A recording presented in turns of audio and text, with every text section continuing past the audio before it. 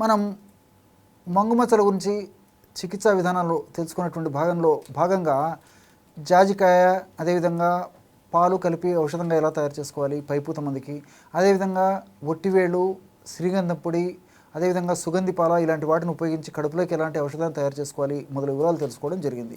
ఈ వీడియోలో మరొక ఫార్ములాని పైపూత మందుగా ఎలా తయారు చేసుకొని వాడుకొని ఆ యొక్క మంగుమచ్చల సమస్య నుంచి త్వరగా తగ్గించుకోవచ్చో తెలుసుకోబోతున్నాం. ఈ యొక్క ఫార్ములా తయారీకి కావాల్సిన పదార్థాలు రెండు. మొట్టమొదటిది జటామాంసి చూర్ణం.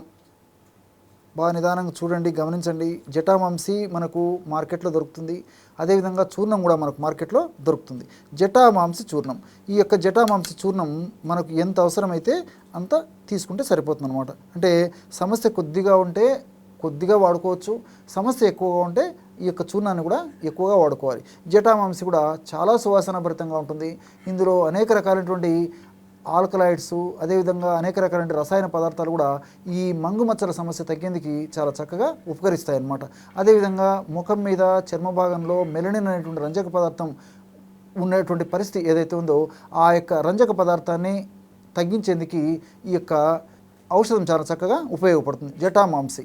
ఈ జటామాంసి రక్త శుద్ధికి ఉపయోగపడుతుంది, రక్త వృద్ధికి ఉపయోగపడుతుంది, అదేవిధంగా చర్మదోషాలు ఏమన్నా ఉంటే చర్మదోషాలను తొలగించడానికి ఉపయోగపడుతుంది, లివర్ను చైతన్యవంతం చేస్తుంది, శరీరంలో ఏర్పడినటువంటి మలినాలను తొలగించేందుకు చాలా అద్భుతంగా పనిచేస్తుంది ఈ జటామాంసి చూర్ణం.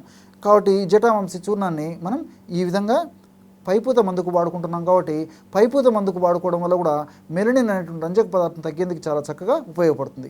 ఇంతకుముందు చెప్పినట్టు కడుపులోకి వాడుకోవడం వల్ల అలాంటి ఫలితాలు కలుగుతాయి, పైపూత మందుగా వాడుకోవడం వల్ల కూడా ఇలాంటి చక్కటి ఫలితాలు కలుగుతాయి అన్నమాట. రెండవ పదార్థంగా పసుపు చూర్ణం. పసుపు కొమ్మలను దంచి తయారు చేసుకున్నటువంటి చూర్ణం అయితే స్వచ్ఛంగా ఉంటుందన్నమాట. కాబట్టి రెండవ పదార్థంగా పసుపు చూర్ణము తగినంత తీసుకోవాలన్నమాట. ఇందులో తగినంత రోజ్ వాటర్, దీన్నే పన్నీరు అనేటువంటి పేరుతోనూ, అదేవిధంగా రోజా పూల అర్కం అనేటువంటి పేరుతోనూ కొన్ని ప్రాంతాల్లో పిలుస్తుంటారు అనమాట. రోజ్ వాటర్ అన్నా పన్నీర్ అన్నా రెండు ఒకటే.